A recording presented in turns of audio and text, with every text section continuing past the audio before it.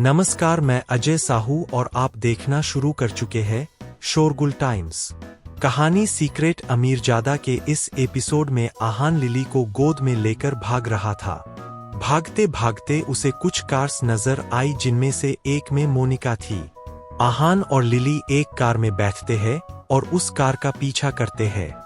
कुछ दूर जाकर वो कार रुकती है और उसमें से बंटी निकलता है जो आहान से फाइट करता है। इसके बाद जय आता है। आहान बंटी की टांगे तोड़ देता है और जय सोचता है कि वो मोनिका की मदद से आहान को धमकाएगा। जब जय कार की तरफ जा रहा था तब आहान ने उसका हाथ पकड़कर उसे रोक लिया। जय अपना हाथ छुड़वाने की बहुत कोशिश कर रहा था पर आहान की पकड़ बहुत टाइट थी। उस कोशिश में अचानक से जय को हाथ में दर्द फील होना बंद हो गया था। आहान ने उसका हाथ उखाड़ दिया था और अब जय दर्द के मारे चिल्ला रहा था। उसके कंधे से बुरी तरह खून बहने लगा। वो जमीन पर बैठ गया और रोने बिलखने लगा। ये मंजर देखकर जमीन पर पड़ा बंटी और कार में बैठी लिली दोनों बहुत डर गए थे। लिली तो बुरी तरह से कांप रही थी और बंटी अपने मास्टर को ऐसे देखकर बहुत हैरान था। इसके बाद आहान बंटी के पास आया और वो उसे मारने लगा। आहान इस वक्त बहुत गुस्से में था। अचानक से कोई चिल्लाया, रुक जाओ। ये आवाज सुनकर आहान ने बिल्कुल रिएक्ट नहीं किया। वो अभी बंटी को ही देख रहा था। वो जैसे ही उसे फिर से मारने वाला था किसी ने उसका हाथ रोक लिया। आहान ने देखा कि वो लोग कोई और नहीं बल्कि उस दिन जो उस बूढ़े आदमी के साथ आए थे उसके बॉडीगार्ड थे। उसके साथ ही 4 लोग और थे। आहान 1 से 2 लोगों से तो इजीली डील कर सकता था पर उसके सामने 5 मार्शल आर्ट्स फाइटर थे और वो कोई भी उससे वीक नहीं थे। आहान के पास अब रिवर्स कल्टीवेशन यूज करने का अलावा कोई और ऑप्शन नहीं था। वो उन लोगों के अटैक से बच तो सकता था पर उन्हें एक साथ हराना बहुत मुश्किल था। फाइनली आहान ने रिवर्स कल्टीवेशन टेक्निक यूज की और उन पर अटैक करना शुरू किया। अब वो जानता था कि अब उसके पास सिर्फ 30 मिनट है। ये टाइम उन्हें हराने के लिए बहुत कम था पर आहान के पास अटैक करने के अलावा कोई और ऑप्शन नहीं था। ये देखकर लिली बहुत डर गई थी। वो आहान की मदद करना चाहती थी पर वो जानती थी कि वो उसके किसी काम की नहीं है। वो आहान को फाइट करते हुए देख रही थी। उसे नजर आ रहा था कि आहान कितने दर्द में था और उसके पूरे शरीर से खून निकल रहा था। वो बस उसे देख रही थी। वो लोग आहान को जाने देने वाले नहीं थे। लिली चाहती थी कि वो नीचे जाकर उनसे आहान को छोड़ने के लिए कहे पर ऐसा करना बहुत मुश्किल था। उसे खुद बहुत डर लग रहा था। अब सूरज की पहली किरण जमीन पर गिरी थी। सब कुछ बहुत वार्म और शांत लग रहा था। पहाड़, रोड, आसपास की जगह सब कुछ बहुत शांत थी। सुकून से सो लिली घर में थी। वो एक ब्लैंकेट में घुसी हुई थी और रही थी। उसका उठने का बिल्कुल मन नहीं था। उसे सब कुछ बस एक सपना लग रहा था। जो भी हुआ था सब उसे एक सपना लग रहा था। सब कुछ फेक था। पर अचानक से उसने अपनी आंखें खोली। उसने अपनी आंखों के सामने लोगों को मरते हुए देखा था। लिली घबराकर उठ गई और इधर उधर देखने लगी। वो रूम में थी पर वो रूम उसका नहीं था। ये घर भी उसे अपना नहीं लग रहा था। वो शायद किसी के विला के गेस्ट रूम में थी। वहां पर किसी का कोई पर्सनल सामान नहीं था। उसने खिड़की से बाहर देखा तब उसे एक गार्डन नजर आया जो बहुत सुंदर था। चारों तरफ फूल और हरियाली थी और गार्डन बहुत साफ सुथरा भी था। लिली बेड से उतरी और उसने चप्पल पहन ली। वो रूम के दरवाजे के पास आई तब उसने किसी के आने की आवाज सुनी। 1 से ज्यादा लोग उसके रूम की तरफ बढ़ रहे थे। लिली बहुत डर गई इसलिए वो वापस पीछे हो गई। जब उसके रूम का दरवाजा खुला तब उसने देखा कि वहां पर 2 लेडीज थी जिनकी उम्र मिड-30s में थी और दोनों ने शाम के कपड़े पहने हुए थे। वो दोनों शायद वहां की मेड थी। लिली को देखकर उन दोनों ने स्माइल किया और एक लेडी ने कहा, आप जाग गई मैडम। जब लिली श्योर हो गई कि उसे उन दोनों से खतरा नहीं तब उसने तेवर दिखाते हुए कहा, ये कौन सी जगह है? मैं कहाँ पर हूँ? तब एक लेडी ने स्माइल के साथ कहा, मैडम, आप फ्रेश हो जाइए और अगर आपको भूख लगी है तो फिर आप डाइनिंग रूम में जा सकती है। वहां पर खाना रेडी है। दोनों में से किसी ने भी लिली के सवाल का जवाब नहीं दिया था। जब वो दोनों वहां से चली गई तब लिली रूम से बाहर आ गई। ये घर बहुत बड़ा था। उसके रूम के दोनों तरफ रूम्स थे पर उसने ध्यान नहीं दिया और चलते चलते कॉरिडोर क्रॉस कर लिया। चलते चलते वो डाइनिंग रूम में पहुंच गई जिसके बारे में वो दो लेडीज बात कर रही थी। वहां पर एक बहुत लंबी टेबल थी जिसके दोनों तरफ चेयर्स सजी हुई थी।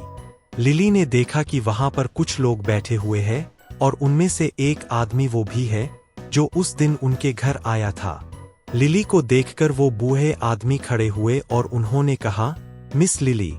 ये देखकर लिली को समझ नहीं आया कि वो कैसे रिएक्ट करे। उनका पोता उन लोगों के घर में घुस आया था और मोनिका को किडनैप तक कर लिया था। वो आदमी जब चलकर लिली के पास आ रहा था तब वो बहुत डर गई और पीछे हटना चाहती थी पर उसने देखा कि वो उसके सामने सर झुकाकर खड़े थे और उन्होंने कहा, मिस लिली, आपको और आपकी बहन को हमारी वजह से बहुत तकलीफ हो रही है, इसलिए मैं माफी चाहता हूँ। लिली को अचानक से मोनिका की याद आई और उसने, मेरी बहन कहाँ है? आप लोगों ने उसके साथ क्या किया है? उस आदमी ने कहा, मिस मोनिका अब तक उठी नहीं है। वो आपके पास वाले रूम में ही थी। जैसे ही उस आदमी ने ये बात बोली लिली तुरंत मुड़ी और रूम की तरफ भाग गई। उसने अपने रूम के राइट साइड वाला रूम खोला तब उसे वहां पर मोनिका बेड पर सोई हुई नजर आई। वो भागकर उसके पास गई और उसने उसकी ब्रीथिंग और हार्ट बीट चेक की। जब उसे विश्वास हो गया कि सब कुछ बिल्कुल नॉर्मल था तब उसने चैन की सांस ली। इस वक्त वो बूढ़े आदमी गेट के पास खड़े थे। उन्होंने कहा, ये सब क्यों हुआ और हमें क्या चाहिए ये मैं जब मिस मोनिका जाग जाएंगी तब बताऊंगा। इतना कहने के बाद वो जाने लगा। तब लिली ने उसे रोका और कहा, एक मिनट रुकिए। जब उन्होंने गर्दन घुमाकर लिली की तरफ देखा तब उसने कहा, आहान। आहान कहाँ है? आहान का नाम सुनकर उनके चेहरे के एक्सप्रेशन बदल गए और उन्होंने कहा, मिस लिली, आप मिस मोनिका का अच्छे से ध्यान रखना। इतने कहने के बाद वो वहां से चले गए। लिली उनसे सवाल करना चाहती थी पर तब तक उन्होंने गेट बंद कर दिया था। इस वक्त आहान एक अंधेरे बेसमेंट में था। वो अभी तक उठा नहीं था और उसके हाथ पैर चैन से बंधे हुए थे। उसके पास एक लंबा चौड़ा आदमी था। तभी वहां का दरवाजा खुला और वो बूढ़ा आदमी उस रूम में आ गया। आते ही उन्होंने पूछा, ये अभी तक उठा नहीं? उस आदमी ने कहा, नहीं, इसे बेहोश हुए काफी देर हो गई है पर अभी तक इसे होश नहीं आया है। इसके बाद उसने पूछा, बंटी कहाँ है? वो कैसा है? उस आदमी ने कहा, उसकी एक टांग टूट गई है और अब वो ठीक नहीं हो सकती। वो लेग मार्शल आर्ट्स में एक्सपर्ट बनाना चाहता था पर अब तो वो चल भी नहीं सकता है।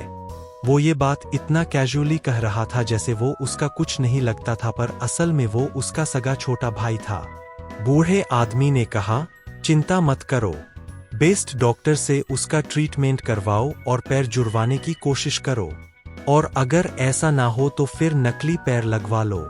वो हमारे हॉस्पिटल में रेस्ट कर सकता है।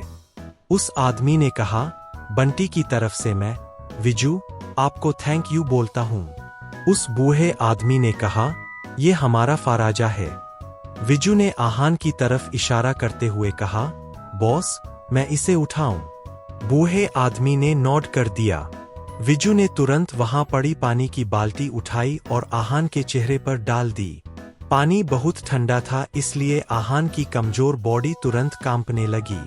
आहान ने आंखें तो खोल ली थी पर उसे पूरे तरीके से होश नहीं आया था। विजू को शांति नहीं मिली इसलिए उसने आहान को 3 से 4 थप्पड़ मारे तब जाकर आहान को पूरी तरह से होश आया था। आहान ने अपने सामने 2 लोगों को देखा तब वो बहुत हैरान था। वो कुछ बोल पाता उससे पहले बूढ़े आदमी ने कहा, तुमने जय की जान ली है। अब तुम्हें जिंदा रहने का कोई हक नहीं है। मैं तुम्हें बहुत दर्द दूंगा। आखिर जय उनका पोता था। ये सब सुनकर आहान को कोई फर्क नहीं पड़ रहा था। उसने रूखी टोन में कहा, एक बार क्या, अगर मैं उसे 7 बार मार पाता तब भी पीछे नहीं हटता। ये सुनते ही विजू ने आहान को पंच किया और कहा, क्यों अपनी मौत को बुलावा दे रहे हो। ये सुनकर आहान विजू को ऐसे घूर रहा था जैसे अभी उसका सिर धड़ से अलग कर देगा। ये देखकर विजू भी बहुत डर गया। उसे लगा जैसे सच में आहान अभी उठेगा और उसे जान से मार देगा। पर जब उसने आहान को बंधा हुआ देखा तब उसने चैन की सांस ली। उसने अपने पास पड़ा एक कोड़ा उठाया और आहान को मारने लगा।